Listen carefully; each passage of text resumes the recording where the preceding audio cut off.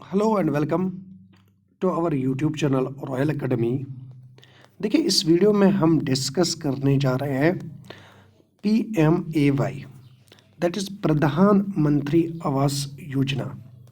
देखिए, जो ये PMAY है, इसके दो ब्रांच हैं। सबसे पहले अर्बन वाला ब्रांच आया और उसके ठीक एक साल के बाद ग्रामीण वाला ब्रांच आया। अर्बन वाला जो ब्रांच आया, it is for the urban areas, जिनको हम सिटी एरियाज बोलते हैं, वाइल जो ग्रामीण है it's for the rural areas. ये दो अलग स्कीम्स है। एक्चुअली एक ही प्रधानमंत्री आवास योजना और इसके दो ब्रांच है। अर्बन वाले के लिए अलग ब्रांच है और रूरल वालों के लिए अलग ब्रांच है। देखिए ना, अब हम देखेंगे इसका जो पहले हम देखेंगे अर्बन वाला ब्रांच किसका, प्रधानमंत्री आवास योजना का। देखिए, ये जो प्रधानमंत्री आवास योजना जो है ना, ये एक गवर्नमेंट इनिशिएटिव है जिसका एम है कि affordable housing for the all. In short, जो ये प्रधानमंत्री आवास योजना जो ना, awas means we mean by it that is housing. So housing for all, ये जो स्कीम है, ये जो गवर्नमेंट इनिशिएटिव जो है, ये किसके लिए है कि तमाम लोगों को एक घर मिले, हाउसिंग फॉर ऑल। ना जो इसका टारगेट है ना, किसका, प्रधानमंत्री आवास योजना का जो टारगेट है that is 20 million affordable houses till कब तक, 31 मार्च 2022। लेट अस सी कि जो डाटा है वो मीट हो रहा है नहीं मीट हो रहा, वो बाद में देखेंगे। इन शॉर्ट, ये जो डेट है ना, यहाँ तक इंडिया कंप्लीट क्या करता है, 75 ईयर्स ऑफ इंडिपेंडेंस। तो इन शॉर्ट, इसका जो टैग लाइन रखी गई, इसका टैग लाइन क्या रखी गई, हाउसिंग फॉर ऑल। और क्या डेट रखा गया कि जब तक नेशन कंप्लीट करेगा क्या, 75 years of its independence, till then क्या होगा, हाउस फॉर ऑल होगा। और इन्होंने टारगेट कितना रखा था, 20 मिलियन। नाउ इसके बाद हम पहले बात करेंगे अर्बन एरियाज़ की। क्यों अर्बन की पहले बात करेंगे, क्योंकि सबसे पहले लॉन्च कौन सी हुई, प्रधानमंत्री आवास योजना यू, दैट्स द अर्बन, और ग्रामीण के यू के जगह क्या लिखा होता है, जी। So housing for all was launched on 1 June 2015। ये आपको याद रखना पड़ेगा कि 2015 1 जून, याद रखना 1 जून नॉट जनवरी, 1 जून 2015 2015 को लॉन्च हुई क्या, प्रधानमंत्री आवास योजना, मगर कौन सी वाली, अर्बन एरिया की। और लेटर ऑन एक साल के बाद, दैट्स इन द ईयर 2016, क्या हुई, प्रधानमंत्री आवास योजना अब रूरल पॉपुलेशन के लिए एक स्कीम और लॉन्च की गई। तो जो प्रधानमंत्री आवास योजना जो है, इसके जो पहली ब्रांच वो अर्बन ब्रांच है जो 2015 में लॉन्च हुई, वाइल जो ग्रामीण वाली ब्रांच है वो कब, 2016 में क्या हुई, लॉन्च हुई। लेटर ऑन इनको मिला के एक ही स्कीम, दैट इज प्रधानमंत्री आवास योजना। नाउ पहले हम बात करेंगे प्रधानमंत्री आवास योजना अर्बन की। अगर हम बात करेंगे पहले यू, दैट्स अर्बन। देखिए, ये जो प्रोग्राम है it was launched by the ministry of housing and urban poverty alleviation. तो ये जो प्रोग्राम है, कौन सा प्रोग्राम, अर्बन वाला जो प्रोग्राम है, इसको किस मिनिस्ट्री ने लॉन्च किया, ये आपको याद रखना पड़ेगा, ministry of housing and urban poverty alleviation. इन्होंने इसको क्या किया, इन्होंने इसको लॉन्च किया। नाउ इसके बाद अगर हम इसी स्कीम का टारगेट देखेंगे, दैट्स अर्बन वाले का टारगेट अगर हम देखेंगे, इसका जो मिशन मोड था, इसका जो ये था कि हम 2022 तक क्या करेंगे, housing for the all. Urban areas को, अर्बन एरियाज़ में जिस किसी के पास हाउस नहीं है, जिस किसी के पास मकान नहीं है, उसको मकान दिया जाएगा when the nation completes 75 years of independence, जो कि मैंने आपको बताया कि 2022 तक क्या है, हर अर्बन एरिया वाले को घर मिलेगा। नाउ इस स्कीम का एम क्या है, the scheme aims to build, देखिए कितने, 2 crore houses for the urban poor including the EWS। देखो ये बेनिफिशियरीज है।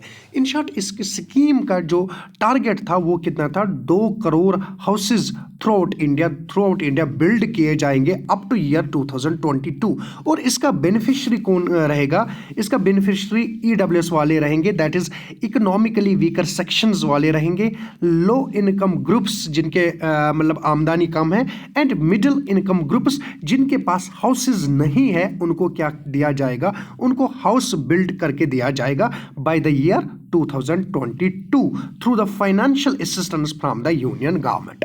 तो यूनियन गवर्नमेंट की तरफ से उनको क्या मिलेगा? यूनियन गवर्नमेंट की तरफ से इनको फाइनेंशियल असिस्टेंस मिलेगी। किसके लिए? ताकि वो अपना एक घर बनाए, और टारगेट का क्या रखा गया?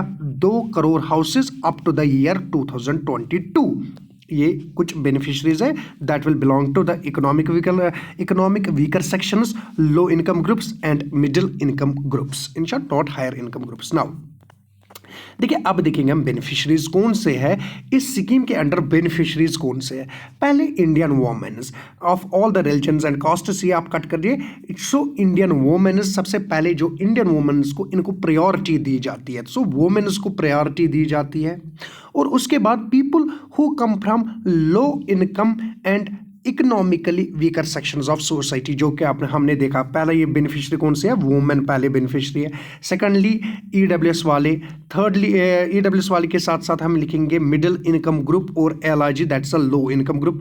And thirdly SC STs. फिर बेनिफिशरीज ऑफ द फैमिली, जो बेनिफिशरीज ऑफ द फैमिली वो क्या होनी चाहिए? Should consist of husband, wife, unmarried sons और द डॉटर्स। इनको एक बेनिफिशरी माना जाएगा, इनमें से किसी एक को हाउस दिया जाएगा। ऐसा नहीं है कि अलग से आप इसके हाउस, हस्बैंड के लिए अलग हाउस, वाइफ के लिए अलग हाउस, ऐसा नहीं।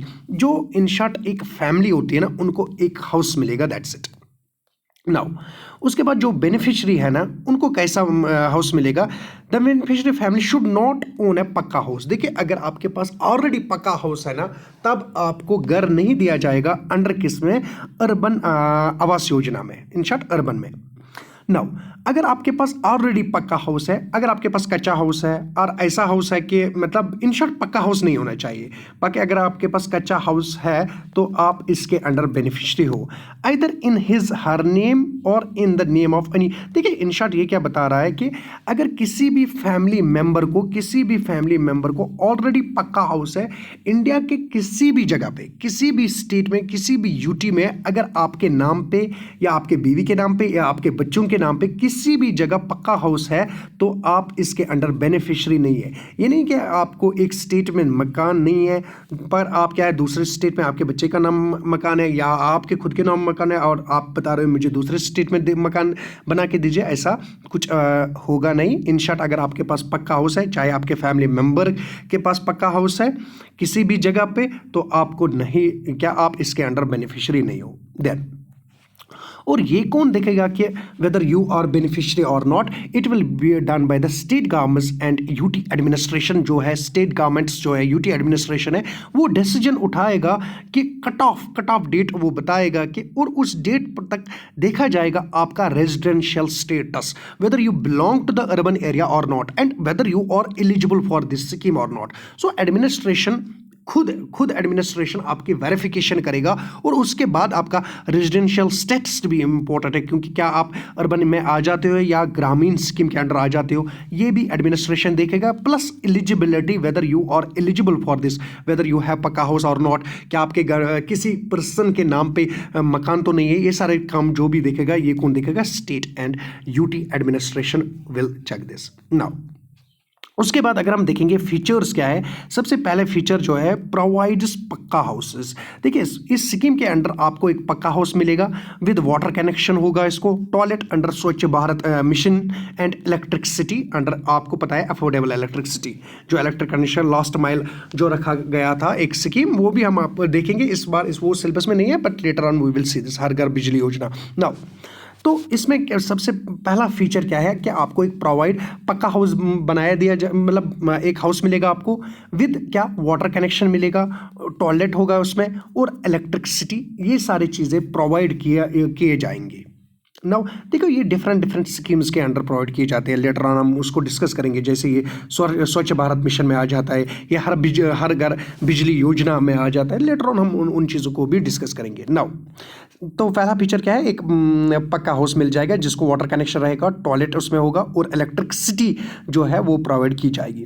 Secondly, it provides houses that meet the, देखिए जो आपको हाउसेज मिलने वाले हैं ना, जो भी डिजास्टर मैनेजमेंट कोड्स होते हैं या नेशनल बिल्डिंग कोड्स मेजर्स जिनको एनबीसी बोलते हैं, एनबीसी कुछ कोड्स बता देते हैं जो कि एक्चुअली क्या होते हैं, सेफ्टी मेजर्स होते हैं against the natural disaster. In short जो अर्थक्वेक शॉक्स को एब्जॉर्ब करेगा। ऐसा नहीं है कि अगर ज़्यादा अर्थक्वेक आएगा तो ऑब्वियसली डिस्ट्रक्शन तो होगी, बट मिनिमम अगर मतलब क्या जॉल्ट्स आ गए दैट कैन विदस्टैंड। तो कुछ सेफ्टी मेजर्स जो कि एनबीसी की तरफ से आते हैं, that is national building code या अदर रेलिवेंट जो ब्यूरो ऑफ इंडियन स्टैंडर्ड्स जो होते हैं, बीआईएस स्टैंडर्ड्स के, एनबीसी स्टैंडर्ड्स होते हैं कि आप मकान को ऐसे बनाए, ऐसा मटेरियल रखिए, इतना कंसंट्रेशन सीमेंट की रखिए, इतना कंसंट्रेशन क्या है आयरन की रखिए। वो सारी चीज़ें क्या है इसमें देखे जाते हैं। इन शॉर्ट आपका जो हाउस होता है ना that are according to the NBC codes and BIS codes, so that they structurally वो सेफ होगा अगेंस्ट द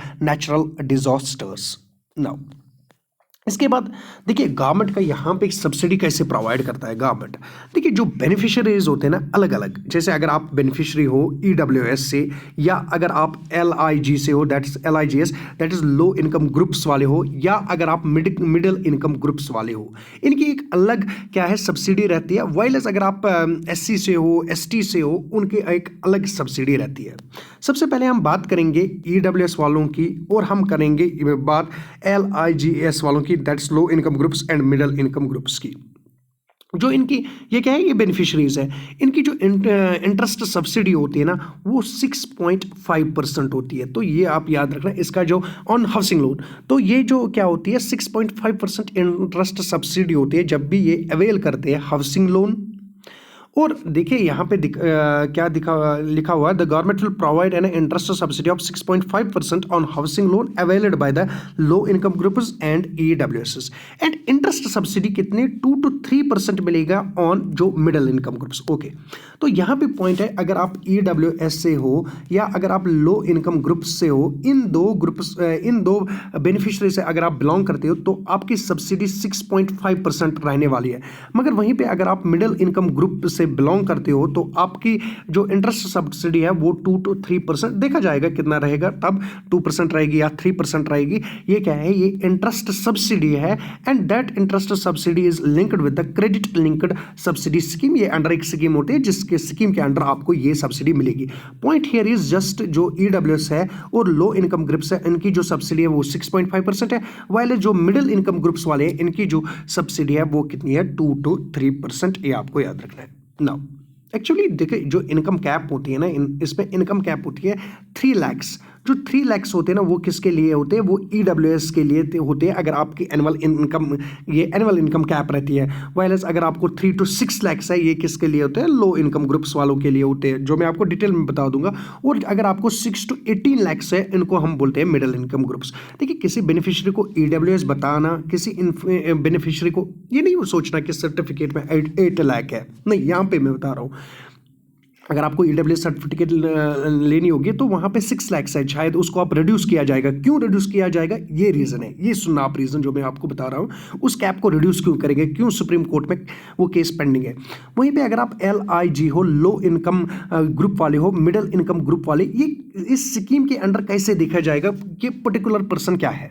देखो अगर आपका पैसे 3 लाख तक, अगर आपकी एनुअल इनकम है 3 लाख तक up to 3 lakh, you belong to the EWS and you will get 6.5% आपको क्या है इंटरेस्ट सब्सिडी मिलेगी।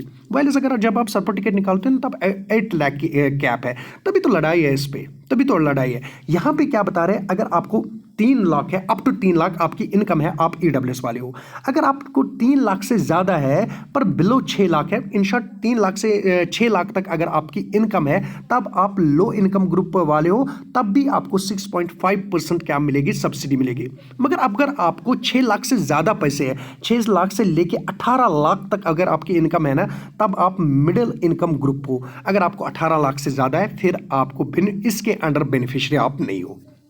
इन शॉर्ट मैंने आपको यहाँ पे क्लियर किया हुआ है कि 3 लाख तक अगर आपके पैसे हो, आप ईडब्ल्यूएस हो अंडर इस स्कीम के अंडर, अगर आप 3 से लेकर 6 लाख तक हो तब जाके आप लो इनकम ग्रुप वाले हो। अगर आपको 6 से 18 तक है तब आप क्या हो, मिडिल इनकम ग्रुप हो। और अगर आपको 18 लाख से ज़्यादा हो है तब आप इसके बेनिफिशरी नहीं हो, क्योंकि आप किसके अंडर आ जाओगे, हायर इनकम ग्रुप को। और ये जो सारी स्कीम, ये जो सारे सब्सिडीज है ना, ये किस स्कीम के अंडर होते हैं, सब स्कीम होते हैं, that is credit linked subsidy scheme, that is CLSS, जो कि यहां पॉइंट लिखा है, क्रेडिट लिंक सब्सिडी स्कीम। इस स्कीम के अंडर आपको ये सब्सिडी दी जाती है जब भी आप एक हाउस परचेज करते हो, जब भी आपको, या जब आप हाउस इनकम जो लोन होता है इसको अवेल करते हो, that is a housing loan को अवेल करते हो, तब आपको ये सब्सिडी दी जाती है। नाउ वहीं पे मैंने क्या बताया आपको, ये आइडेंटिफाई करना, ईडब्ल्यूएस आइडेंटिफाई करना या लो इनकम ग्रुप आइडेंटिफाई करना, इसके लिए आपको क्या है, मतलब प्रूफ जो रहता है वो कौन करता है, वो प्रूफ अभी मैंने ऊपर इस पॉइंट में आपको बताया था कि वो स्टेट गवर्नमेंट जो होते हैं या यूटी एडमिनिस्ट्रेशन होते हैं, वो प्रॉपर आइडेंटिफिकेशन करते हैं। और उसके बाद आप क्या कर सकते हो, जो लोन एप्लीकेंट होता है ना, वो क्या, वो एक प्रूफ सबमिट करता है, और प्रूफ सबमिट करने के बाद आपको ये सारी चीजें जो भी सुविधाएं है वो मिलती है। नाउ देखो, जो हायर प्रेफरेंसेस किनको दिए जाते हैं, जो मैंने आपको बता दिया कि वुमेन जो एप्लीकेंट होता है उसको हाउस अलॉटमेंट की। देखिए, अगर यहाँ पे हम देखेंगे 3 पर्सन्स हैं, 3 पर्सन्स में एक वुमेन है, फिर मेल है, फिर मेल है, तो प्रेफरेंस किसको दी जाती है, पहले वुमेन को प्रेफरेंस दी जाती है कि किसके लिए, हाउस अलॉटमेंट के लिए। पहले उनको हाउस मिलेगा, जब वुमेन्स सबको वुमेन्स को मिलेगा, उसके बाद मेल्स अलॉटमेंट होती है ना। इसके बाद जो ग्राउंड फ्लोर रहता है ना, देखिए ये बिल्डिंग होती है ना, ये बिल्डिंग होती है, इसका एक ग्राउंड फ्लोर है, फर्स्ट फ्लोर है, सेकंड फ्लोर है, थर्ड फ्लोर है। जो ग्राउंड फ्लोर होता है ना, जैसे हमने बताया पहले, सबसे पहले अगर 2 बिल्डिंग्स होते हैं, 2 बिल्डिंग्स है, हम मान के चलते हैं 2 बिल्डिंग्स है, पहले अलॉटमेंट देखिए 2 पर्सन्स अब यहाँ पे है, एक फीमेल है एक मेल है। सबसे पहले अलॉटमेंट किसको होगी, फीमेल को, फीमेल बता देगी ये हाउस मुझे चाहिए। उसके बाद क्या है, मेल को मिलेगा, या ये पर्टिकुलर कंपार्टमेंट जो है या पर्टिकुलर फ्लैट क्या जो है फिल करना होगा, पहले फीमेल को प्रेफरेंस दी जाएगी। और फीमेल के बाद क्या है, दूसरा जो मंजिला फिर मेल को प्रेफर दिया जाएगा। नाउ जो ग्राउंड फ्लोर है ना, यूजुअली जो ग्राउंड फ्लोर रहता है ना, ये जो हाउस का ग्राउंड फ्लोर जो रहता है, ये किसको दिया जाता है, जो डिफरेंशियली एबल्ड या सीनियर सिटीजन जो होते हैं, इन 2 पर्सन्स को, इन टाइप ऑफ पर्सन्स को क्या है, ground floor. Senior citizen usually 65 अबो जो होते हैं ना, या 60 रिटायरमेंट के एज के जो अबो होते हैं ना, वो सीनियर सिटीजन होते हैं। और डिफरेंशियली एबल्ड तो आपको पता ही है क्या है, इनको क्या है, प्रेफरेंस दी जाती है ग्राउंड फ्लोर की। इनको second floor, third floor, fourth floor, fifth floor, जैसे आपने देखे होंगे दिल्ली में या बाकी बड़े सिटीज में क्या होते हैं, बहुत सारे फ्लोर्स होते हैं, 5-6 फ्लोर होते हैं। तो इनको क्या है, सीनियर सिटीजन्स और डिफरेंशियली एबल्ड पर्सन को ग्राउंड फ्लोर में प्रायोरिटी दी जाती है, और इनको पहले ये फिल किए जाते हैं ग्राउंड फ्लोर। इन शॉर्ट इनको रिजर्व रखा जाता है ऐसे टाइप ऑफ बेनिफिशरीज के लिए। नाउ और बेनिफिशियरी मैंने आपको बताया, इट शुड कंप्रोमाइज, क्या मैंने आपको बताया, हस्बैंड, वाइफ या अनमैरिड सन्स या अनमैरिड जो डॉटर्स है ना, अगर इनमें से कोई डिफरेंशियली एबल्ड है ना, पहले उसको प्रेफर दिया जाएगा। अगर वोमेन भी, देखिए वोमेन के नाम पे अगर एप्लीकेंट है, पहले उनको प्रेफर किया जाएगा। देखिए किसी फैमिली में डिफरेंशियली एबल्ड कोई नहीं होता है, अगर वो क्या करेंगे, वो वोमेन एप्लीकेंट रखते हैं। बहुत सारी जगह पे वोमेन एप्लीकेंट्स नहीं आते, मेल एप्लीकेंट्स आते हैं। अब जो भी है ना, अकॉर्डिंग टू प्रायोरिटी क्या जो हाउस अलॉटमेंट की जाती है। नाउ इसके बाद जो अब हम देखेंगे ग्रामीण, तो जहां तक जो हमने डिस्कस किया ना, यहां तक जो भी सारा था, वो सारा क्या था, वो सारा अर्बन एरियाज़ के लिए था। तो हमने यहाँ पे क्या किया, हमने यहाँ पे अर्बन को डिस्कस किया।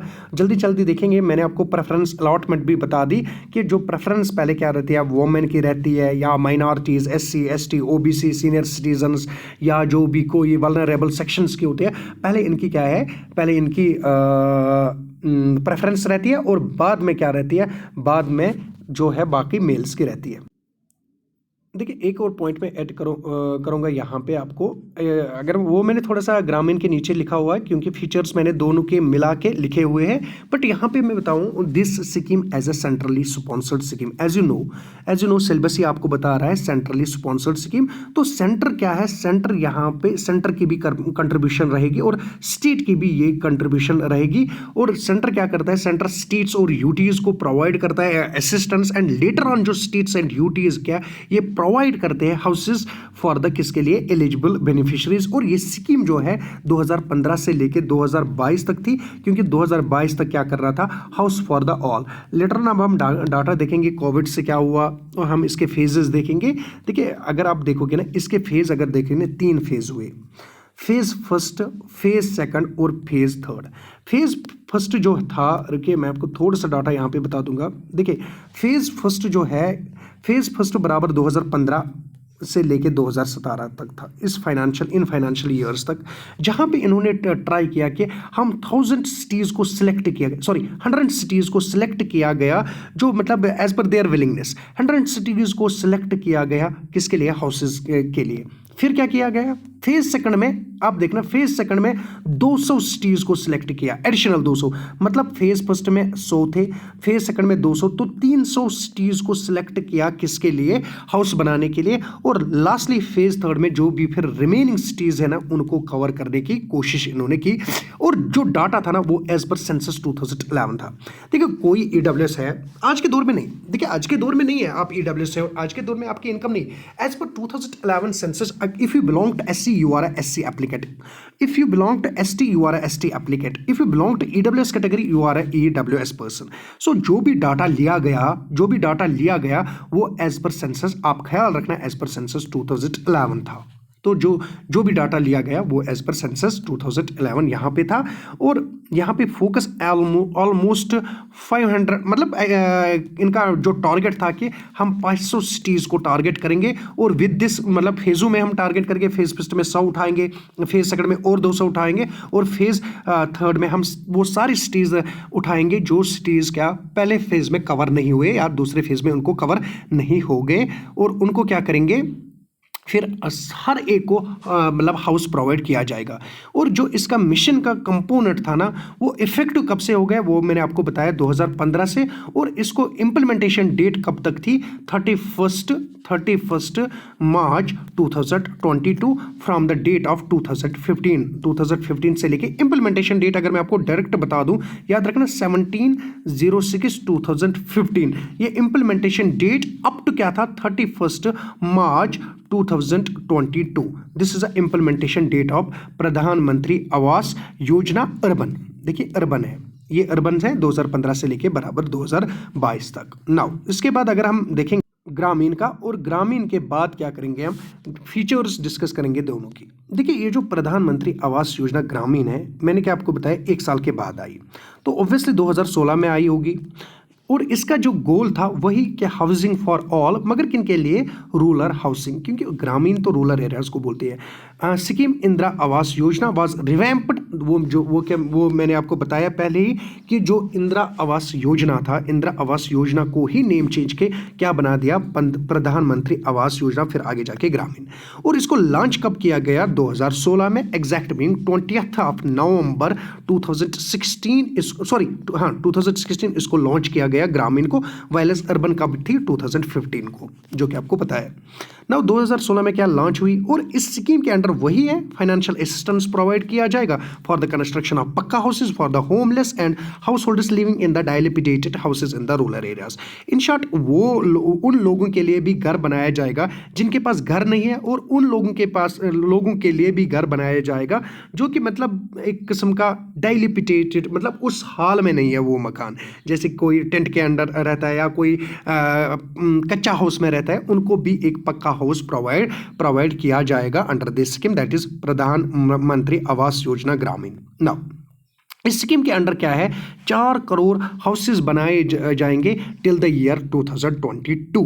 ये आपको याद रखना पड़ेगा क्योंकि डाटा अलग अलग पूछा जाता है। नाउ देखिए अगर इसके अंडर अगर हम बेनिफिशरीज देखेंगे, बार बार मैंने आपको बताया as per the socio economic caste census 2011, जिसको वेरीफाई करेगा यहाँ पे ग्राम सभा। वहाँ पे कौन करता था, वहाँ पे वो स्टेट एडमिनिस्ट्रेशन या यूटी एडमिनिस्ट्रेशन क्या करेगा, उसको वेरीफाई करेगा whether a particular person belong to or beneficiary of the urban scheme or not. और यहाँ पे कौन सा दिखेगा ग्रामीण का, ग्राम सभाज। तो ग्राम सभाज देखेगा ग्रामीण के लिए, और वाइल स्टेट या यूटी एडमिनिस्ट्रेशन देखेगा किसके लिए, अर्बन पार्ट के लिए। नाउ इसके बाद अगर हम देखेंगे और वो डाटा जो रहेगा ना वो एज पर सेंसस 2011, जो कि मैंने आपको पहले बताया, जो सारा डाटा रहेगा, सारा डाटा एज पर सेंसस 2011 रहेगा। जो ये socio economic and caste census data जो है ना, ये identified the specific deprivation related to housing. हाँ, होता है कि इसमें जो है ऑलरेडी हाउसिंग डाटा है, इसमें पूछा गया था आपसे कि आपके पास मकान, देखा गया था आपके पास वेदर मकान कच्चा हाउस है और पक्का हाउस है, जो डाटा है सब कुछ इसी के अंडर है। और याद रखना जो चलिए वो मैं आपको बाद में वो पॉइंट बता दूंगा इसके बारे में, किसके, ग्रामीण के बारे में। नाउ इसके the obtained list will be presented to the Gram Sabha. Obviously ग्राम सभा के सामने एक लिस्ट आ जाएगा, बेनिफिशरीज का नाम आ जाएगा, to identify the beneficiary who have been assisted before or have been ineligible due to other reasons. देखिए, देखा जाएगा कि कोई पर्सन इनएलिजिबल क्यों है, देखा जाएगा वेदर उसको कभी इसके अंडर पैसे मिले थे या कभी मिले थे, वो सब भी इन शॉर्ट ग्राम सभा देखिएगा एलिजिबिलिटी क्राइटेरिया जो है वो ग्राम सभा चेक करेगी। नाउ जो मिनिस्ट्री इसके जो ministry involved for the rural area है ना, that's ministry of rural development. याद रखना, मिनिस्ट्री ऑफ रूरल डेवलपमेंट किसके लिए है, मिनिस्ट्री इन्वॉल्वड फॉर द ग्रामीण अर्बन के लिए, मैंने आपको ऑलरेडी बताया हुआ है। नाउ इसके बाद अगर हम फंडिंग देखेंगे ना, फंडिंग कैसे आएगी ये आप याद रखना, इसके जो फंडिंग है वो बहुत सेंटर भी करेगा, स्टेट भी करेगा, क्योंकि ये सेंट्रली स्पॉन्सर्ड स्कीम है, ये सेंट्रल सेक्टर स्कीम नहीं है जिसमें खाली सेंटर ही पैसे देता है।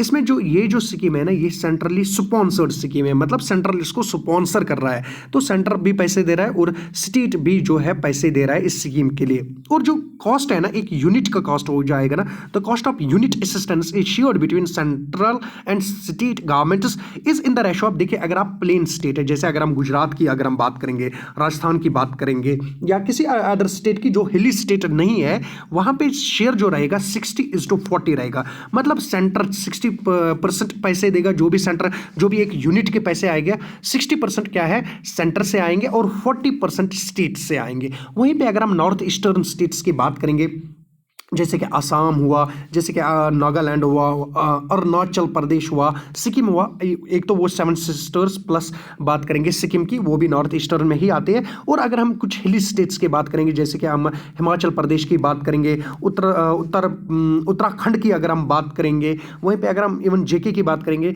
These are the hilly states. और यहाँ पे जो शेयर रहता है ना 90:10 रहता है, 90 is from the centre while is 10 is from the state government or the UT, जो भी इसमें होगी यूटी। तो 90% क्या आता है सेंटर से आता है, वाइलेस 10 आता है स्टेट से 10 आता है। ये जो शेयर है किसके लिए, नॉर्थ ईस्टर्न एंड हिली स्टेट्स के लिए, वाइलेस ये जो शेयर है ये किसके लिए, प्लेन एरियाज, जो प्लेन स्टेट्स है। नाउ ये दोनों के लिए है यूटी, इसके लिए ना अलग अलग स्टेट्स अलग अलग देखा जाता है क्राइटेरिया कि वेदर यू बिलोंग टू हिली स्टेट्स और नॉट। नाउ इसके बाद अगर हम फीचर्स देखेंगे, जो बेनिफिशियरी आइडेंटिफिकेशन है वो तो मैंने आपको बार बार बताया, वो एज पर क्या रहेगा, एज पर सेंसस 2011 रहेगा, और कौन करेगा, ग्राम सभा। और जो साइज ऑफ यूनिट, एक यूनिट का साइज जो रहेगा, देखो दैट हैज बीन इंक्रीज। देखो इंदिरा आवास योजना में जो था वो जस्ट 20 मीटर स्क्वायर हाउस, जो ये मिनिमम साइज यूनिट था, well it has been increased to 25, क्या है 25 metre square, it has been increased under Pradhanmantri Awas योजना। इन शॉर्ट इंदिरा आवास योजना में क्या था, 20 मीटर स्क्वायर था, well as now it is 25 metre square. ये एक साइज ऑफ यूनिट का रहेगा अंडर प्रधानमंत्री आवास योजना, 5 स्क्वायर मीटर इंक्रीज हो गया जो क्या यूनिट का साइज। नाउ इसके बाद अगर हम देखेंगे क्या क्या फैसिलिटीज होंगे, इस वही जो फैसिलिटीज है, the finished house will complete with the facility like toilets जो कि अंडर स्वच्छ भारत मिशन होंगे, एलपीजी कनेक्शन होगा, इलेक्ट्रिसिटी होगा, ड्रिंकिंग वाटर, वही जो बेसिक फैसिलिटीज है वो बेसिक फैसिलिटीज को प्रोवाइड किया जाएगा for all the rural families, क्योंकि ये जो है ये रूरल के लिए था, और जो पहले था वो किसके लिए था, वो ग्रामीण वो अर्बन एरियाज के लिए था। नाउ फाइनेंशियल एड कैसा रहेगा, देखिए फाइनेंशियल एड कैसे आएगा।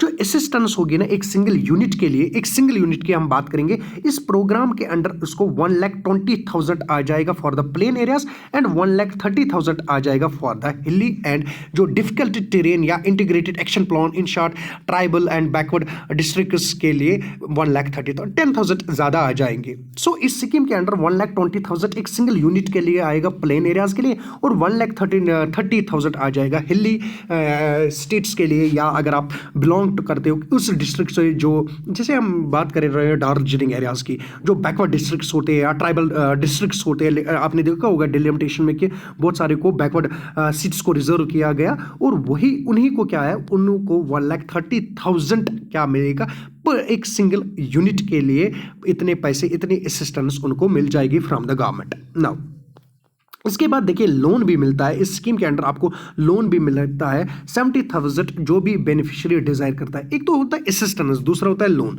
जो 1,20,000 है ना या 1,30,000 है ना, that is assistance from the government, और 70,000 आपको और लोन मिल सकते हैं इस स्कीम के अंडर, जिसको आपको याद होगा अगर आप EWS वाले हो तब आपको 6.5% था या 6% था, और उसके बाद अगर आप लो इनकम ग्रुप वाले हो तब आपको ये देना पड़ेगा, और अगर आप मिडिल इनकम ग्रुप वाले हो तब आपको इंटरेस्ट सब्सिडी वो सब्सिडी थी तब आपको इतनी सब्सिडी मिलेगी, और अगर आपको मिडिल इनकम ग्रुप वाले हो तब आपको 2 से लेके 3% सब्सिडी मिलेगी इस लोन पे आपको सब्सिडी मिलेगी, और अगर आप हायर हो फिर तो आप इसके बेनिफिशियरी नहीं हो। नाउ जो इम्प्लीमेंटेशन और मॉनिटरिंग होंगी ना वो किसकी प्रधानमंत्री आवास योजना जो ग्रामीण का है, ये थ्रू ऐप किया जाएगा। 2 ऐप्स है इसके लिए, आवास सॉफ्ट एंड आवास ऐप, ये आप याद रखोगे। आवास एक सॉफ्टवेयर है इसका, और आवास ऐप जो है ये इम्प्लीमेंटेशन, और ये एक्चुअली जियो टैगिंग से क्या किया जाएगा, जियो टैगिंग से मॉनिटर किया जाएगा, इंप्लीमेंट किया जाएगा थ्रू द 2 ऐप्स। आपको याद रखना, वन इज द आवास app and one is the आवास सॉफ्टवेयर, या आवास सॉफ्ट एंड आवास ऐप। ये किसके, ये कनेक्टेड है, टेक बेस्ड है, ये जियो टैग इनको है जो ना मॉनिटरिंग करता है। आगे जाके रिमोट सेंसिंग आपने पढ़ा होगा, वो सब क्या करता है, इंप्लीमेंटेशन एंड मॉनिटरिंग प्रोसेस देखी जाती है इन 2 के थ्रू। वन इज द आवास soft and second is the आवास ऐप।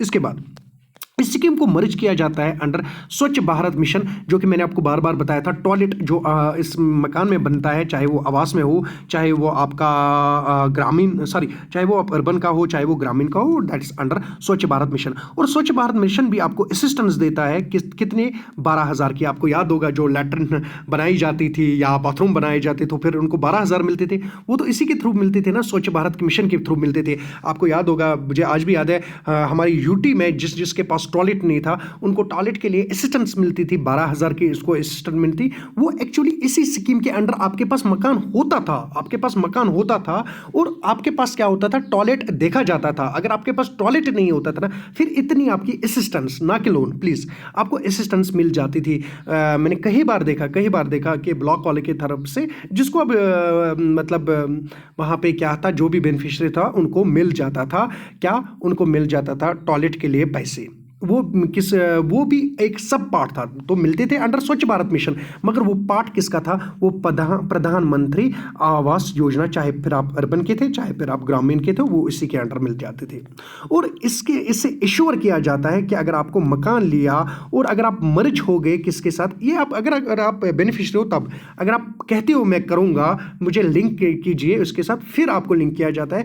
इसमें आपको 90 डेज की काम क्या किया जाता है, unskilled labour under MG NREGA provide किया जाता है। ये एश्योर किया जाता है आपको कि 90 दिन की काम आपको मिलने वाली है। नाउ इसके बाद अगर आप इसको मर्ज किया जाता है स्किल इंडिया के साथ, जो रूरल मेसन ट्रेनिंग जो है, ये क्या आपको करता है, ये प्रोग्राम आपको स्किलिंग के लिए 5 लाख प्रोवाइड करता है। कौन, अंडर स्किल इंडिया, क्योंकि ये जो है ना, ये बेनिफिशियरी को प्रोवाइड किए जाते हैं ताकि वो क्या है, वो अच्छे से रह पाए उस मकान में, और उसको सिक्योरिटी कि मुझे इधर से भी पैसे वाला असिस्टेंस आनी है, अगर मैं लोन लूँ इतना मुझे इंटरेस्ट जो क्या है, इंटरेस्ट कम देना पड़ेगा, क्योंकि इसमें इंटरेस्ट सब्सिडी भी है। नाउ इसके बाद मैं आपको अगर यहाँ पे बता दूं, जो ये 1,20,000 है और 1,30,000 है, पहले इंदिरा आवास योजना में कितना था, अब जैसे मैंने आपको यहाँ पे बताया, इंदिरा आवास योजना में कहाँ पे मैंने आपको एक पॉइंट आपको मैंने बताया था इंदिरा आवास, हाँ यहाँ पे मैंने आपको बताया अंडर इंदिरा आवास योजना में 20 मीटर स्क्वायर था और उसको इंक्रीज कहाँ तक किया गया, 25 स्क्वायर मीटर तक उसको इंक्रीज किया। यहाँ पे एक हाइजीनिक कुकिंग स्पेस भी एक्स्ट्रा, ये सभी सारी चीज़ें भी देखी जाती है ना। यहाँ पे अगर मैं बताऊँ दूँ, देखिए इसको इंक्रीज आज के टाइम पे आपको 1,20,000 मिल रहे हैं अगर आप प्लेन एरिया से हो, या आपको 1,30,000 मिल रहे हैं अगर आप हिली स्टेट से हो या कोई डिफिकल्टी टेरेन एक्स्ट्रा या कोई बैकवर्ड डिस्ट्रिक्ट से हो आप, तो आपको ये सारे पैसे मिलते हैं। नाउ देखो इसको इंक्रीज किया गया। पहले इंदिरा आवास योजना के अंडर आपको 70,000 मिलते थे, आपको 70,000 मिलते थे अगर आप क्या हो, प्लेन एरिया से हो। 70,000 से लेके इसको इंक्रीज किया गया 1,20,000, और अगर आप हिली स्टेट से हो तब आपको 75,000 मिलते थे। तो यहाँ से आपको 70,000 से इंक्रीज किया गया 1,20,000 तक, और यहाँ से क्या किया गया इंक्रीज 75,000 से लेके उसको इंक्रीज किया गया 1.30 lakh in the hilly states से, आपको याद रखना पड़ेगा। नाउ इसके बाद अगर अब हम देखेंगे इसकी परफॉर्मेंस जो है, ये आप याद रखोगे, we have seen only 55% of the construction target completed. जो टारगेट जो था उसका ओनली कितना देखा गया, 55% जो टारगेट था उसको कंप्लीट किया गया। इन शॉर्ट कितने मकाने बनाए गए, 2.28 करोड़ जो हाउसेज है that have been built in the rural areas, which is less than ये हम जो डाटा बता रहे हैं ना, ये 2021 का डाटा है। जो कितने मकाने बनाए गए, 2.28 crore houses to be built for the rural areas, ये आपको याद रखना पड़ेगा। इतने हाउसेज बनाने थे, तो बनने कितने आपको याद रखना, अभी भी मतलब पेंडिंग है। जो मनी जो सैंक्शन हुई, it was just sanction almost for the 85% of the beneficiaries. अभी भी जो ये पैसे हैं सैंक्शन अभी भी बाकी है। अभी हम देखेंगे क्या चीज़ें हैं, क्या इसमें चैलेंज है, वो भी मैं आपको बता दूंगा। एक लाइन में क्या चैलेंजेस रहे, कितना डाटा है, वो सारा मैं आपको बता दूंगा। देखिए अगर हम चैलेंजेस की बात करेंगे, आपको याद है कि सबसे पहला चैलेंज है कि लो पार्टिसिपेशन की रियल इस्टेट डेवलपमेंट, जो रियल इस्टेट डेवलपमेंट है ना, इनकी तरफ से low participation, that's one of the challenge for this scheme. Secondly अगर आप देखेंगे ना, स्लो इम्प्लीमेंटेशन, इसकी इम्प्लीमेंटेशन हो गई पर स्लो इम्प्लीमेंटेशन हो गई, ड्यू टू विच क्या है, हायर डिपेंडेंसी हो गई प्राइवेट सेक्टर पे। जो गवर्नमेंट का है ना, गवर्नमेंट का एक्टिव सपोर्ट इसमें नहीं है, और बल्क सोर्सिंग हो गई, जिसकी वजह से in short lack of bulk sourcing, जिसकी वजह से जो कंस्ट्रक्शन कॉस्ट है ना, कंस्ट्रक्शन कॉस्ट इंक्रीज्ड देन किसके साथ, जितने मतलब वहां से पैसे मिल रहे हैं उससे ज्यादा कॉस्ट लग जाता है कभी कभी। और सबसे इंपॉर्टेंट पॉइंट क्या है, अनअवेलेबिलिटी ऑफ द लैंड। जो लैंड है ना, जितने बिल्ड हाउसेज करने हैं ना, वो भी एक मेजर रेस्टोरेंट इस फ्लैगशिप स्कीम के लिए। स्कीम तो बढ़िया है पर लैंड उतनी अवेलेबल नहीं है उन प्लॉट्स को कंस्ट्रक्ट करने की जितना टारगेट रखा गया। वो भी एक चैलेंज है इसका, जो कि एड्रेस करना है। जैसे मैंने आपको बताया, लैक ऑफ बल्क सोर्सिंग, जो कि माल एक साथ नहीं आ रहा है। अगर माल एक साथ नहीं आ रहा है ना, कॉस्ट जो कंस्ट्रक्शन कॉस्ट है वो भी इंक्रीज हो जाता है। सेकेंडली स्लो इंप्लीमेंटेशन, मैंने आपको बताया। Participation of real estate development, उनकी भी कम पार्टिसिपेशन है, जिसकी वजह से जो है यहाँ पे क्या डिलीज आ रहा है। इन शॉर्ट जो कभी क्लियरेंस होती है कंस्ट्रक्शन प्रोजेक्ट की, वो भी डिले हो रहे हैं। बहुत टाइम मतलब बहुत बड़ी बार क्या हुआ कि जो कंस्ट्रक्शन प्रोजेक्ट्स है उनकी जो क्लियरेंस है ना, वो क्या हो गए, वो डिले हो गए। समटाइम्स क्या होता है, बेनिफिशियरी जो है ना, दे आर विलिंग टू मतलब rent their obtained houses, they move back to the slums. हाँ, दैट्स ट्रू। समटाइम्स क्या होता है, जब आप किसी बेनिफिशियरी को मकान मिल जाता है, वो क्या करता है, वो अपनी मकान को रेंट पे देता है और खुद वापस चला जाता है स्लम एरियाज में। ऐसा भी हुआ है, ऐसा देखा हुआ है, स्टडीज किए हुए, और स्टडीज में देखा गया कि जब उनको मकान मिल गया, वो क्या करते हैं, उस मकान को रेंट पे देते हैं, और रेंट दे के क्या करते हैं, वापस back to the slum areas चले जाते हैं, और फिर से स्लम प्रॉब्लम्स हो जाते हैं। और देखा गया कि जो इम्प्लीमेंटेशन है ना, लाइक हम बात कर रहे हैं लार्जर स्टेट्स की, हम उत्तर प्रदेश की बात कर रहे हैं, हम हरियाणा की बात कर रहे हैं, it is not yet started. या surely I am talking about it कि कुछ स्टेट्स में अभी इसकी जो इम्प्लीमेंटेशन है ना, ठीक ठाक इम्प्लीमेंटेशन चल रही है, मगर ऐसे भी स्टेट्स है जहाँ इसकी स्टार्टअप होने को है, और जहाँ कहीं ऐसे भी है जहाँ चल रही है। Suppose most of the northern eastern states की अगर हम बात करेंगे, या अगर हम यूनियन टेरिटरीज की अगर हम बात करेंगे, यहाँ पे इवन जेके यूनियन टेरिटरी की भी अगर बात करेंगे, they face the similar problems of implementation. देखिए इंडिया, अगर हम देखेंगे ना, India is a very poor record when we talk about the land ownership. जब हम लैंड ओनरशिप की बात करेंगे ना, वहाँ पे क्या है, इंडिया को वेरी मतलब बहुत ज़्यादा पुअर रिकॉर्ड्स है। So one can not avail the मतलब इंटरेस्ट सब्सिडी, जब उसको मतलब ओनरशिप, जब लैंड रिकॉर्ड की ओनरशिप आपके पास नहीं है, आपको इंटरेस्ट सब्सिडी नहीं मिलेगी, आपको दिखानी पड़ती है वहाँ पे ओनरशिप। और वहीं ओनरशिप पे लैंड पे जो यहाँ पे प्रॉब्लम है, उसकी वजह से क्या होती है, उसकी वजह से सब्सिडीज़ नहीं मिल पाते। जब सब्सिडीज़ नहीं मिल पाते हैं, आपको जो ये असिस्टेंस है वो आपको नहीं मिल पाती है, जो असिस्टेंस यहाँ पे लिखी है। और जब आपको ये असिस्टेंस मिल नहीं पाती है, तो आप क्या अल्टीमेटली इसमें जो इंटरेस्ट इस स्कीम के अंडर आप क्या करते हो, वो छोड़ देते हैं। ये जो भी चैलेंजेस है ना, इनको एड्रेस करना है अगर आपको क्या करना है, ये स्कीम सक्सेसफुल करनी है। पहला ही चैलेंज, आपको रियल एस्टेट डेवलपमेंट की पार्टिसिपेशन जरूर मतलब क्या इंक्रीज करनी है। स्लो इंप्लीमेंटेशन जो प्रोसेस है उसको एड्रेस करके क्या करना है, आपको फास्ट इंप्लीमेंटेशन प्रोसेस पे आना, बल्क सोर्सिंग करनी है, मटेरियल एक साथ लाना है, आपको लैंड को अवेलेबल करना है। आपको बहुत सारे जो तरह तरह के इसमें जो इंप्लीमेंटेशन जो हिंड्रेंसेस आ जाती हैं इन इंप्लीमेंटेशन, वो आपको क्या करें, या जैसे कि clearance of projects, construction projects को भी आपको जल्दी जल्दी करना है। लैंड के जो भी इश्यूज है ना, वो भी आपको सॉल्व करने हैं। और आप क्या कर सकते हो, वे फॉर्मेट में हम आपको इनको बता सकते हैं कि पब्लिक प्राइवेट पार्टनरशिप हम कर सकते हैं, पीपीपी मॉडल लगा सकते हैं। और पीपीपी मॉडल में क्या होता है कि इट हैज़ बीन सीन कि मतलब बेटर और फास्टर इंप्लीमेंटेशन होती है स्कीम की जब हम पीपीपी मॉडल पे आ जाती है, and that can be a good. और जीएसटी रेट्स जो है उनको हम कम कर सकते हैं हाउसिंग के लिए, सो दैट ये जो मकान है इसकी जो कंस्ट्रक्शन कॉस्ट है वो क्या हो जाए, कम हो जाए, और ये मकान जो है ये एफोर्डेबल, वाकई में ये एफोर्डेबल बन जाए। और इसके लिए अगर आपको बेस्ट स्टडी करना है, मैं आपको बता दूं, सिंगापुर की आप स्टडी करना। सिंगापुर की एक स्टडी है, उनकी भी एक मतलब पब्लिक हाउसिंग स्कीम थी, वो आप स्टडी करना, आपको समझ आएगा कि what India can learn from the Singapore studies. Thank you, bye.